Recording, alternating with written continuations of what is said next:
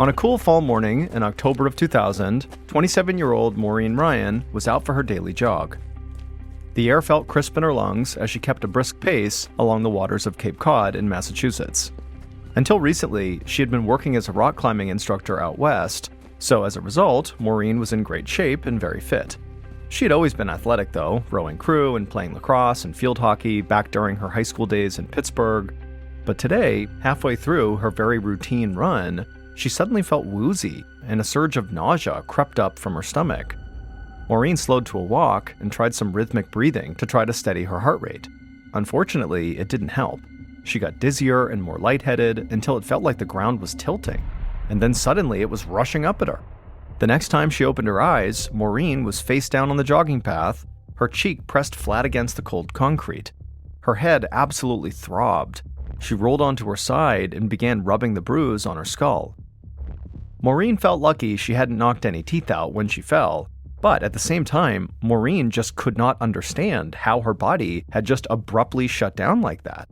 She had only fainted one other time in her life, and it was back in college after she had gone on an unusually fast treadmill run. Maureen assumed it was just a fluke because it never happened again. But now she wasn't so sure, because just the week before, during another run, she had felt at one point sort of hazy and actually stopped to rest, but that was obviously nothing compared to today, where she actually fell to the ground. And if this had happened while she was on stairs or something, she could have been seriously injured. And so suddenly, Maureen was terrified. It was like she couldn't trust her body anymore, despite having spent so many years working so hard to become strong and healthy and fit. It was like it didn't matter. Her body was going to do whatever it was going to do. Maureen picked herself up and carefully made her way home, and when she got there, she called her Aunt Eileen, who was a doctor in Pittsburgh. Eileen was a pathologist who ran lab tests on tissue, fluids, and organs in order to diagnose diseases, especially heart disease. But she was knowledgeable about most health issues, so Maureen really wanted her opinion on what had just happened to her. Eileen thought for a moment after Maureen told her about how she had just fainted during her run. Then Eileen told Maureen that she might be experiencing some type of irregular heartbeat. If left untreated, Maureen's aunt said that an irregular heartbeat could cause that lightheadedness and fainting that Maureen experienced. But realistically, that was the most mild of symptoms. This irregular heartbeat could lead to permanent damage to her heart, her brain, and other organs. It could even cause strokes, heart failure, and even death. And so Eileen urged Maureen to stop doing any serious exercise until she could meet with a doctor. Maureen appreciated her aunt's advice, but it was hard to accept. Being physically active and pushing her body to its limits made her feel energized, joyful, and alive.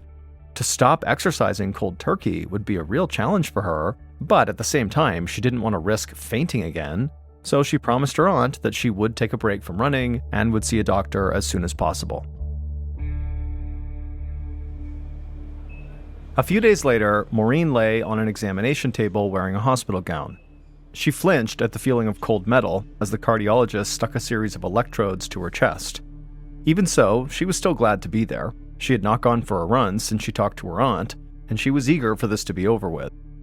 Once the electrodes were in place, the doctor made sure the cables running to the EKG machine were untangled and connected properly. These would convert electrical signals from Maureen's heart into waves displayed on the EKG grid. By studying these lines, the cardiologist would be able to identify any irregularities in Maureen's heart's activity.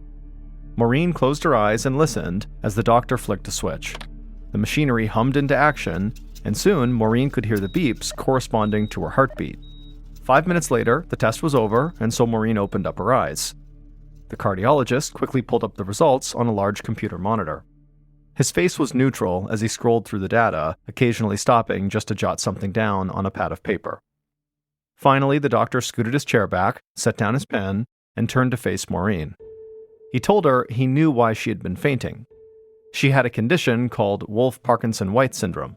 It's a congenital heart defect that makes the heart beat faster than it should, sometimes causing dizziness and fainting.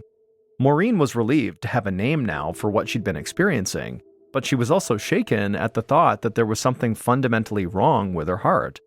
The doctor could see how worried Maureen was, and so he told her the good news was that this condition was totally treatable using a procedure called a catheter ablation. It's a surgery where thin, flexible tubes are guided into areas of the heart suspected of causing the irregular heartbeat.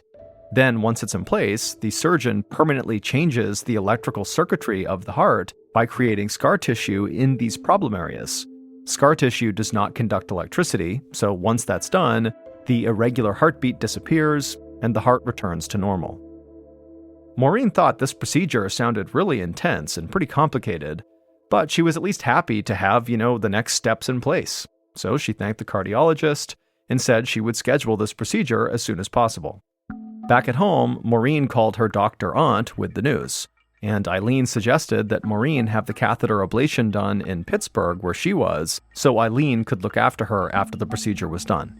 Maureen agreed, thanked her aunt, and hung up. Then Maureen went for a long walk along the bay, letting her mind wander. She hoped the sea breeze and the lapping waves might calm her nerves, but she was too distracted. All she could hear was the sound of her heartbeat in every footstep. 2 weeks later, Maureen stood outside a hospital in Pittsburgh with her aunt Eileen. Maureen had barely slept the night before, worrying about this catheter ablation, what could go wrong. But eventually, they went inside the hospital, and they went up to the receptionist desk, and they signed in. Once Maureen's name was called, she hugged her aunt goodbye, and she followed a nurse down the hall to get prepped for the operation. As Maureen settled onto a gurney, the nurse explained that the procedure would take about 3 to 6 hours, but Maureen would be sedated the entire time and wouldn't feel a thing and would just kind of wake up when it was done. Then the nurse had Maureen lie back, and she inserted an IV drip into her forearm. Seconds later, Maureen started to feel the warm and dreamy sensation as the sedatives hit, and soon her eyelids were too heavy to keep open, and she drifted off to sleep. Several hours later, as Maureen drifted back to consciousness, she stared up at the lights on the ceiling. It took her a minute to realize where she was, in a recovery room at the hospital, but once she understood where she was, she noticed her doctor was right there looking down at her.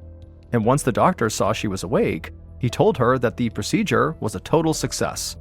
He said they had been able to find the section of Maureen's heart that was causing the irregularity, and they covered it with scar tissue. The doctor advised Maureen to schedule occasional follow-up EKG tests just to make sure her heartbeat remained steady, but otherwise, she was good to go. She could go back to her normal life. Maureen could not contain her smile. This was everything she had hoped for, and she could not wait to get back on her feet and go for a run.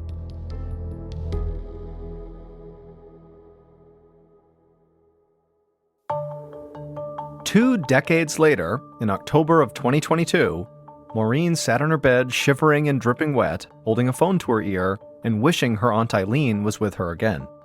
She had just made it back to her Seattle houseboat after fainting during that run in Lake Union Park. One moment she was jogging along happily, the next she was unconscious on the ground in the pouring rain, staring at a bunch of rabbits. It felt like her past heart issues were coming back to haunt her. But Maureen just couldn't understand how that would have happened. The catheter ablation operation she did back in 2000 was supposed to have fixed everything. And she had been exercising and living her life normally for years now without any major problems. But now here she was again, 2 decades later, nauseous and dizzy and passing out on the ground. After waiting a while on hold, Maureen was finally connected to a doctor who was inside of her healthcare plan. She told him about fainting in the park and summarized her fairly extensive medical history. The doctor told her to come in the next day for an EKG and also some blood tests. After she hung up, Maureen just sat there staring at the rain landing on the water. She thought she was done dealing with her body's mysteries, but clearly something else was wrong. The next morning, Maureen woke up early, still feeling rattled. She filled a thermos with coffee, put on a raincoat, and headed to her appointment. Once at the hospital, Maureen explained to the cardiologist how her career as a conservation biologist kept her extremely physically active. Even outside of her work, exercise was her favorite activity. In addition to jogging, Maureen skied, she swam, and went mountain biking. Occasionally, she would still experience a bit of dizziness or nausea, but it passed quickly. And every doctor she'd seen in the 22 years since her catheter ablation always told Maureen the same thing. Her vital signs were right where they should be. The cardiologist nodded and took some notes. Then he had Maureen lie back and arranged a series of electrodes on her chest for another EKG. Maureen took a deep breath, closed her eyes, and focused on the soothing hum of the machine as it measured her heartbeat. After a few minutes, the cardiologist pushed back his chair from the computer and came to Maureen's side and helped her sit up. Maureen braced herself for bad news from this test, but the cardiologist only shrugged, shook his head, and told Maureen that her results were normal. Nothing looked out of the ordinary. Maureen felt lost and frustrated. She knew the test had to be wrong because she was positive something wasn't right in her body. Last night in the park, she genuinely thought she was going to die. So how could this EKG test show nothing? It made no sense.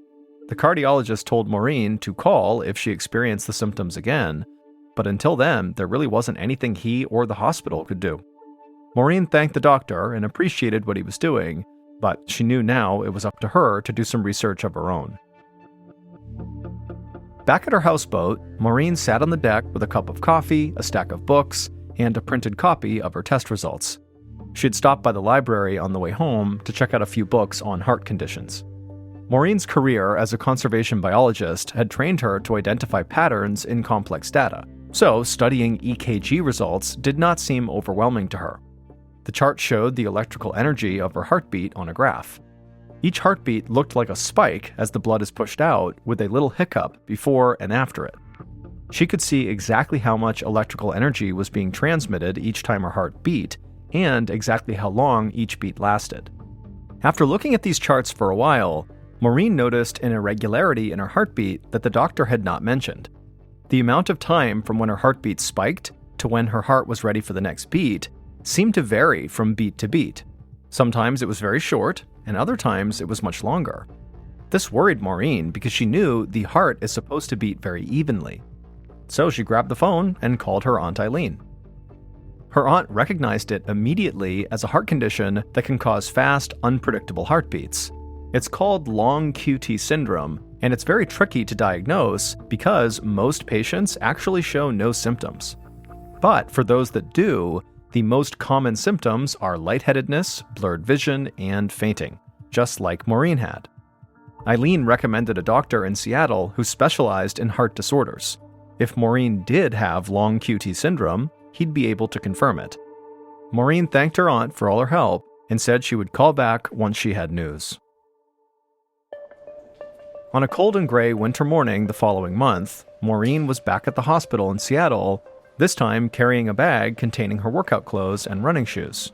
She followed a nurse into the cardiology wing, then into a changing room where she put on her workout clothes. A few minutes later, a man knocked and introduced himself as the doctor that Maureen's aunt had recommended.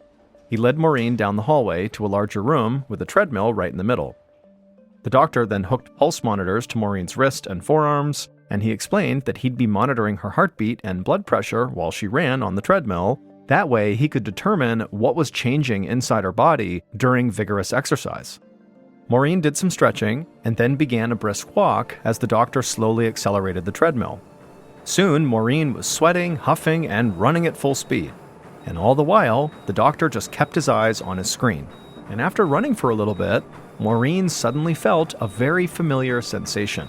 Her peripheral vision turned foggy, her head felt woozy, and then before she could do anything, she was falling face first onto the rubber mat of the treadmill.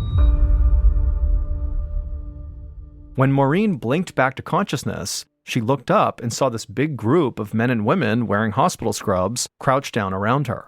One of them reached down and helped scoop her up into a sitting position. And as they did that, Maureen realized this was an emergency resuscitation team that had been called in when she fainted to resuscitate her. The doctor who had been overseeing the running test came over and crouched down by Maureen's side. He explained that her blood pressure and heart rate had plummeted when she was running, and then she passed out. It happened too fast for anyone to catch her. But the doctor told her that this test had actually been really useful because the results showed her issue wasn't a problem with her heart. It was more likely a complicated fainting condition sometimes seen in athletes. For Maureen, intense exercise was short-circuiting the nerve endings that regulated her heartbeat. This caused her blood pressure to drop, which in turn slowed the flow of blood to her brain. This is what made her feel lightheaded and dizzy to the point of fainting. Maureen, who was still sitting on the treadmill, was dazed by the diagnosis. Every doctor she had seen for the past 20 years had told her there was something wrong with her heart, that was the issue. But now it sounded like the problem was actually in her brain. Maureen asked the doctor, what do I do? How do I keep myself from fainting? The doctor smiled and told Maureen she was actually in luck. To get around the nerve issues and stabilize her blood pressure, all she would need to do was consume 1.5 teaspoons of ordinary table salt every day.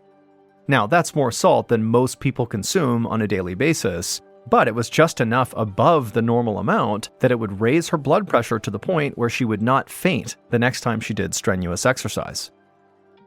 This sounded almost too easy to Maureen, but at the same time, she was grateful that she had a cure. She got to her feet, thanked everyone, and then went to go buy some salt. But a month later, on a cloudy, rainy Seattle afternoon, Maureen, who was very frustrated, stepped out onto the deck of her houseboat and dumped her salt into the water. She was totally done with this cure. Daily doses of salt had done nothing. For weeks, Maureen had been dissolving salt in a tall glass of warm water and forcing herself to drink it. At first, she held out hope that she might eventually start to see some changes, but she never did. Consuming all this salt had only made her bloated and anxious. It did nothing for her heart. Even on light jogs, Maureen's chest would feel tight, her stomach would turn queasy, and she'd be out of breath like she was about to faint. So whatever was wrong with her heart was definitely still wrong, and the salt was doing nothing to fix it. Frustrated, Maureen again called her Aunt Eileen for advice for what felt like the millionth time. This time, Eileen recommended that Maureen reach out to a very specific physician named Dr. Samir Saba, who specialized in a very special kind of MRI scan that identifies diseases and defects in the heart. Despite the diagnosis Maureen had received, Eileen still thought there really could be issues with her heart. And so this special MRI test, which gives very detailed pictures of the heart, might actually finally answer what was going on with Maureen. Now, Maureen was skeptical that anybody could figure out her mysterious condition after so many other doctors had tried and failed, but she had nowhere else to turn, and so Maureen asked her aunt to go ahead and book her one of these special MRI scans with Dr. Saba, and while she did that, Maureen would buy a flight to Pittsburgh. A week later, Maureen sat nervously in the front passenger seat as her Aunt Eileen drove to the University of Pittsburgh Medical Center. Maureen watched out the window as a soft drizzle fell across the city, the same damp gray weather she was used to back in Seattle. She looked forward to being back on her cozy houseboat, but before she could go home, she still had this one last test she had to take. Maureen shuddered at the sight of yet another hospital as they got out and began walking towards the building.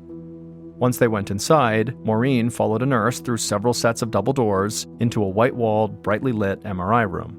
The nurse helped Maureen get undressed while she explained the procedure. A magnetic resonance image, or MRI, can create 3D images of the organs and tissues inside of a person's body. These detailed images allow doctors to find heart damage without needing to perform surgery on the patient. Maureen climbed up onto the stark white table and laid down flat. She heard a machine whir, then the table, with her on it, slid inside a narrow tube. At first, it felt claustrophobic, but Maureen shut her eyes and just pictured herself going for a run, and it put her at ease. Maureen lay there, listening to the sounds of the imaging machine, and then after about an hour, the noises stopped, and she, on her gurney, was slid back out from the tube. Maureen sat up, feeling strangely relaxed. Dr. Saba was there waiting for her, and he told her it would take a couple of weeks to get the results back, but he would call her as soon as he could. 2 weeks later, Maureen was back on her houseboat in Seattle, Washington, when her phone rang. The caller ID said University of Pittsburgh Medical Center. Bracing herself for more frustrations or worse, Maureen answered and heard Dr. Saba's voice on the line. He told her he had some absolutely wild news. The issue with Maureen's heart was something that none of her previous doctors had thought of. Not only that, but it was something Maureen had lived with her entire life. The problem with Maureen's heart had nothing to do with its beat or nerve endings or scar tissue or any of the other things doctors had talked about for all these years. Instead, Maureen's heart was the wrong shape. The major artery carrying the blood from Maureen's heart to her body was literally in the wrong place, and so her unusual anatomy was causing Maureen's blackouts, not all the other rare conditions that doctors had thought previously. Maureen's right coronary artery was squished underneath another large blood vessel so that it was slightly constricted. When Maureen went about her normal activities, there wasn't any issues. But when Maureen exercised, her heart had to beat faster and pump more and more blood to keep up. But since her artery was in the wrong place and compressed, eventually it couldn't hold enough blood to meet the needs of the heart. This caused Maureen to faint. And no doctor would ever think to suspect this as the cause, because less than 1% of the entire population has a structural defect like this one. But the dangers of this rare condition are extremely real. Dr. Saba told Maureen that her collapse in the park was more likely a heart attack, and if it had lasted much longer, she would have died. Maureen was speechless. Across 20-plus years of seeing doctors throughout the country, no one had ever mentioned even the existence of a condition like this. She'd been living with a misshapen heart since she was born, and without Dr. Saba, it's very possible she would have never found out and likely died from it. Later that summer, Maureen underwent a 3-hour-long open-heart surgery at the University of Washington Medical Center in Seattle, in which surgeons successfully moved her right coronary artery, the one that was in the wrong spot, over to its proper location. Maureen still has lingering chest tightness and fatigue, but the operation allowed her to go back to her physically active life without fear. Gradually, she was able to start fully exercising again, and though her speed is not what it once was, Maureen has never fainted since.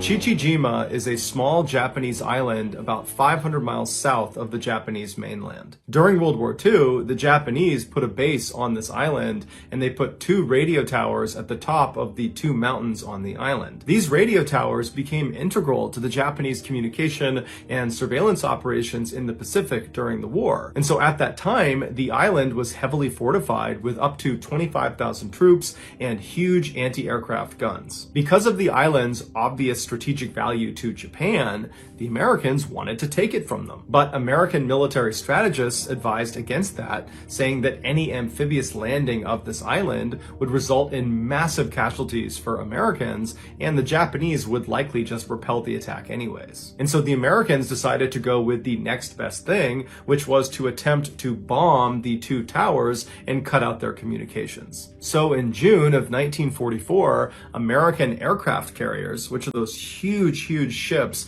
that planes can take off of and land on, they headed for the island of Chichijima, and once the island was completely surrounded, the Americans began launching their pilots to try to take out these towers. But the Japanese fought back in a major way, and despite taking heavy casualties on their side, they repelled every American air raid and kept them from bombing their towers. After several months of these failed missions over Chichijima, the American military leaders were incredibly frustrated. They knew this was going to be a difficult mission, but they didn't expect it to be this difficult. However, this island was so strategically important that the Americans knew they had to just keep on sending pilots in until they took out these towers. And so in September of that year, the Americans were back to planning another raid over Chichijima Island, and one of the pilots selected to go on this particular raid was a 20-year-old named George, who actually was the youngest pilot in the United States Navy at the time. But despite his age, he had actually flown in several combat missions already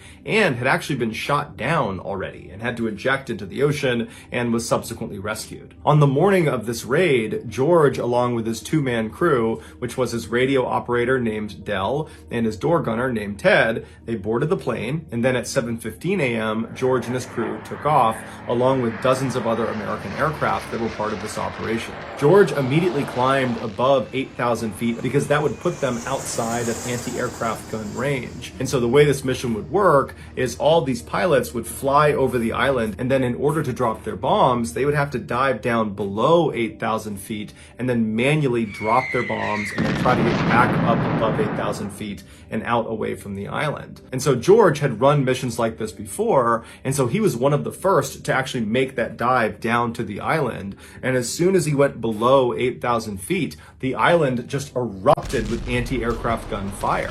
And so all these rounds are coming up, flak is popping all over the place, and George almost immediately notices the side of his plane gets hit. But the plane's stable enough that he decides he's just going to keep on diving down and complete the mission. And he's yelling back to Ted and to Del to hold on, and they get all the way down to 3,000 feet when George releases two 500-pound bombs that are direct hits on the radio tower he was assigned to bomb. But at this point, George's plane is now engulfed in flames. It can barely fly, and so George is again yelling at Ted and Del to hold on. He's pulling back on the lever, and he begins to turn himself away from the tower out towards the water, and he manages to fly away from the island, but he can feel the plane starting to go down. Now, George had previously been shot down before, and what he learned from that is how important it was to fly as far away from the enemy as you possibly can before you bail out of your plane. Because if you bail too early and you land in the water right near where the enemy is, you'll just get captured. And so George was holding on to that lever and keeping his plane up as long as he possibly could. And so he's flying and getting lower and lower and lower and closer to the water,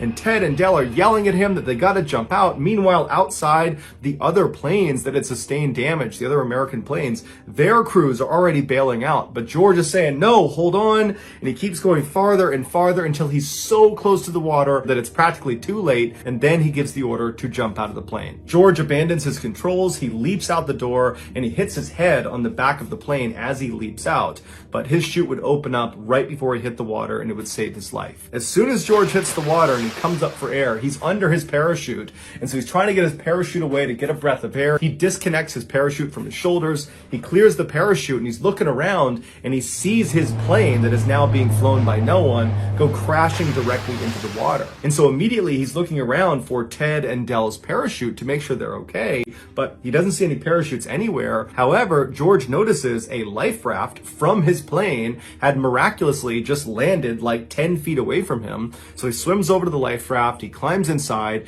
and once he's in there, all he's thinking about is Ted and Del. So he's yelling for Ted, he's yelling for Del, but he's not getting a response. And so George turns around in the raft. So now he's facing towards the island, and to his horror, way off on the horizon, right near the edge of this island, are Japanese patrol boats that are speeding in his direction. He knows they're coming to get him and the other people that had jumped out of these planes. And so George turns back around, he leaps onto his chest on the front of this raft, and he starts using his hands to swim as fast as he can away from this island. The whole time he's screaming out for Ted and Del in hopes he's going to find them. Little did he know that both of them had not survived the crash. One had not even jumped out of the plane and had died on impact, and the other had jumped out, but their parachute had not inflated. And so George is swimming as fast as he possibly can, and he's yelling out for Del and for Ted, and he's looking, but he doesn't hear them, he doesn't see them, and he knows that not only is he not going to find his friends, but there's just no way he's going to outswim these boats. And so at some point, he just turns around and sits in the raft, and he's looking towards these patrol boats, and he knows that at some point they're going to come up here and they're going to capture him. And all he can think about is how guilty he feels about Ted and Del. And he starts second guessing his decision to keep that plane flying as long as he did and make them bail out so late. And he's thinking, I probably got them killed. And then he thought about his wife and he wondered if he'd ever see her again. And then he turned towards these Japanese boats that were much closer now, but still fairly far away. And he began mentally preparing himself for captivity. But before he could be captured, American aircraft come storming in overhead and they go flying past him towards the island, and they start dropping bombs and strafing these Japanese boats that were coming out to get George. And so George is thinking, oh my goodness, what luck. He turns around, he gets back on his chest, and he starts swimming as fast as he can, trying to get away, knowing that these boats are totally preoccupied with the aircraft overhead.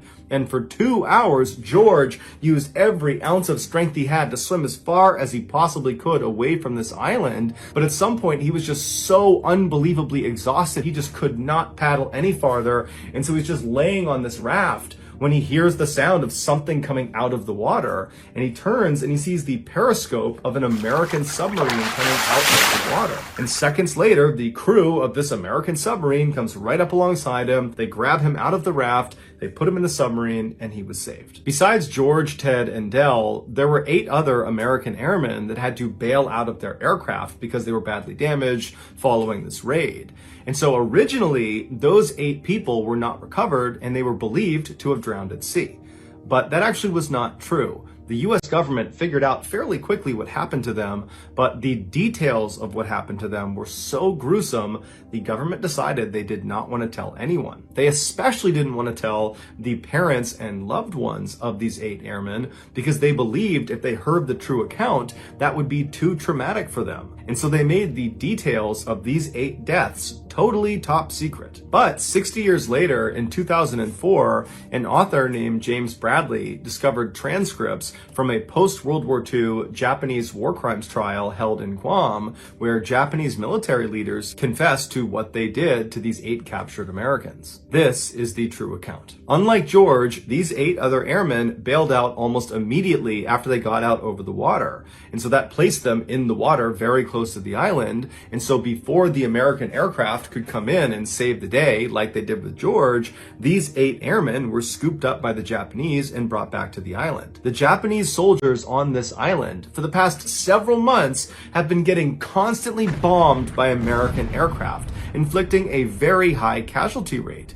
And so these soldiers hated the Americans and they wanted revenge against the Americans. And so suddenly you have these 8 American prisoners on this island with no one to protect them. And so what do you think happens? The Japanese decide they're going to exact their revenge on these 8 men. Within 24 hours of being captured, the 8 men were kind of huddled up in one section of the island when one of them, Marv Mershon, who was 19 from Long Beach, California, was grabbed by a Japanese commander, stood up and moved to the central area within their military camp, and they tied him to a tree, and this commander encouraged all of the other soldiers to beat and kick Marv. And so all day long, soldiers were coming up and just beating the crap out of Marv, and Marv is tied to the tree, he can't do anything. And these 7 other prisoners are forced to just watch because they can't do anything. And so that night, the same commander comes back and he unties Marv from the tree and he tells these 7 other prisoners to stay where they are. And this commander and several other Japanese soldiers, they take Marv and they march him away from the group into the jungle, and they march him over to this freshly dug grave. And standing next to the grave that Marv would have seen is this Japanese soldier carrying a sword. And so Marv is told to walk up to the edge of this grave. They tell him to kneel down in front of this grave, and they let him smoke a final cigarette.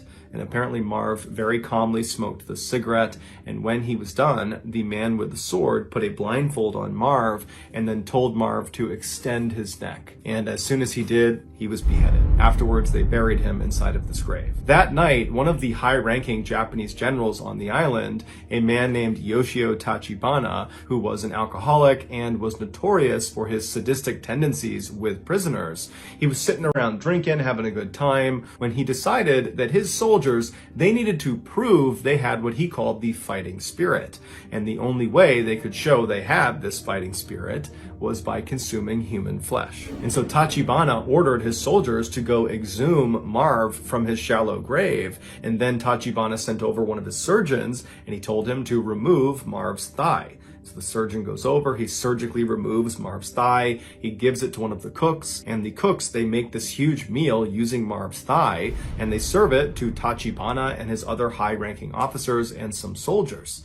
And apparently, Marv's thigh tasted so good with soy sauce and with sake that Tachibana ordered his soldiers to go back and cut more meat off of Marv, which they did. Within a month of Marv's execution and consumption, Tachibana decided that he wanted to eat more human flesh, and he wanted his soldiers to eat more human flesh because he and a number of the other officers were superstitious that this could make them stronger and it would be good for their stomach and it would be good for their health.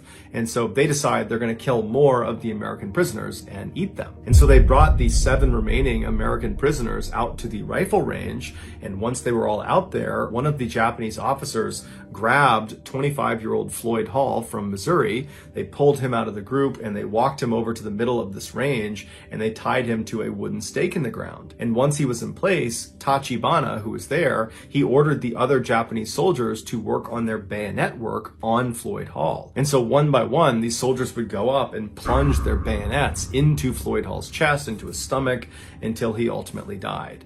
Once he was dead, Tachibana, who had brought along his surgeons for this very reason, he sent them out to remove Floyd's liver and his gallbladder right in front of the now 6 living prisoners. They're watching this happen right in front of them. And then once his liver and gallbladder have been removed and wrapped in cellophane paper to preserve them, the surgeons walked back and stood on the edge because they knew this was not the last execution of the day. And so the other 6 prisoners are looking around, wondering what's next, and then one of the commanders walks over and he grabs another one of the prisoners. His name was Earl Vaughn. He was 22 years old from Texas, and as soon as he was grabbed, he knew he did not want to face the same fate Floyd did, and so right away he became defiant. He wanted to die more quickly, and so he began yelling Semper Fi at the Japanese, and he kept extending his neck and pointing up at his neck, indicating he wanted a clean and quick death. Behead me. And so the Japanese, they tried to strap him to this wooden post because they wanted the other soldiers to work on their bayonets with him, but it was just too difficult with Earl. He put up such a fight and he kept putting his neck out that finally one of the soldiers did pull him down and he was beheaded. And then again, the surgeons came running out into the field, and in plain sight of the now 5 remaining American captives, they removed Earl's liver and his gallbladder and then wrapped them in cellophane paper to preserve them. And then they took Floyd and Earl's organs and they went back to the cooks to have them prepared. And that night, all the high-ranking officers on the island feasted on Earl and Floyd. Within a few days of Floyd and Earl's murders, the other 5 captives were also executed in a similar fashion, one by one, in front of their comrades. And 2 of those remaining 5 were also consumed. And unfortunately, one of those 2 was not executed beforehand. Instead, they had pieces of their body surgically amputated, and then those pieces would get cooked and eaten. And when they were done eating them, they would just come back and cut off more and more and more until there was nothing left to eat. And at that point, that prisoner was executed. They did this in order to keep their meat fresh. After the war was over, 34 Japanese soldiers, including General Tachibana, were tried for war crimes for their atrocities they committed against these 8 prisoners of war. They were all found guilty and they were all hanged and buried in unmarked graves in Guam. The other men on the island that witnessed these atrocities and didn't do anything about it, or participated but in some sort of secondary way, they were also tried for war crimes, found guilty, and sent to jail, but all of them were released after 8 years. George was 80 years old when he finally learned about the atrocities on Chichijima Island that he so narrowly escaped. He, like everyone else that was learning about this, was horrified and disturbed, but more than anything, George felt a deep sense of guilt for having survived. But what we can all say for sure is that George did not waste his second chance at life. George H.W. Bush would go on to become the 41st president of the United States of America, and his son, also named George Bush, would go on to become the 43rd president of the United States of America. 2 world leaders who would change the course of history forever, who never would have been if George Sr. had bailed out of that plane near Chichijima Island just a few seconds earlier. Think about that.